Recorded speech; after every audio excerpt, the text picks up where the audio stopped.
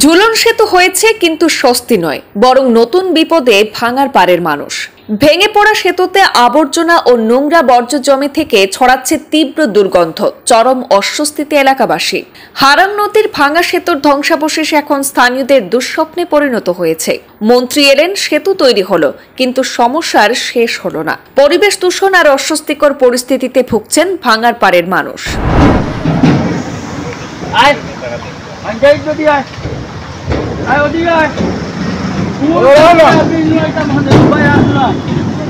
কাছাড় জেলার ভাঙারপাড়ে হারাং নদীর উপর ঝুলন সেতু নির্মাণ হলেও স্থানীয় বাসিন্দাদের দুর্ভোগ যেন কিছুতেই শেষ হচ্ছে না।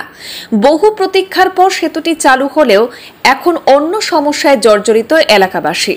বহু চর্চিত কালাইন শিলচর সড়কের হারাং নদীর পুরনো সেতুটি ভেঙে যাওয়ার পর গোটা বরাক উপত্যকায় যাতায়াত কার্যত ব্যাহত হয়েছিল।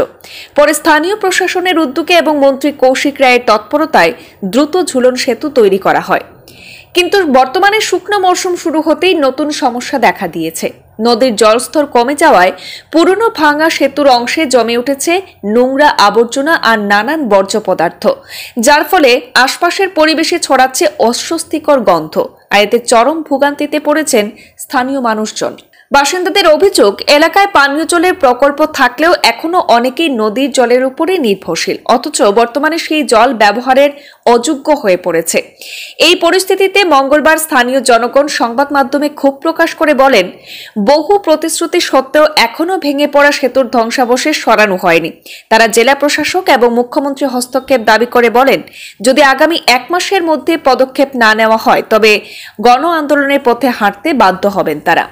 হারাং যে সেতু, বহু প্রচারিত যে সেতু ভেঙে পড়েছিল, সেই ভেঙে পড়া সেতুটি আজ পর্যন্ত নিচে ঝুলিয়ে রয়েছে। যাহার দরুন এই নদীতে যা জল জমা হয়েছে, পচা ইত্যাদি জমা হয়ে আজ মানুষ অনেক রোগে ভুক্তভোগী হয়েছে। আজ অবধি 5-10 বছর যাবৎ আজ পর্যন্ত আমরা পানীয় জল পাই নাই, পিএইচসি থেকে পানীয় জল পাই নাই। একমাত্র এই জলগুলা আমাদের পান করতে হয়। আজ এই ব্রিজটি যখন নিচে পড়ে গিয়েছিল তখন থেকে জল জমা হয়েছে, পচা জমা হয়েছে। আজ গোসল করলে এইরকম দেখা দেয় যে শরীরের মধ্যে খালি চুলকানি অবস্থায় আরম্ভ হয়। তাই আমরা আমাদের প্রিয় মুখ্যমন্ত্রী মামার দৃষ্টি আকর্ষণ করে বলছি যে আপনি অতি সত্বর এই ব্রিজটি, ভেঙে পড়া ব্রিজটি উঠাইয়া নেওয়ার জন্য আপনার কৃপা দৃষ্টি আকর্ষণ করছি।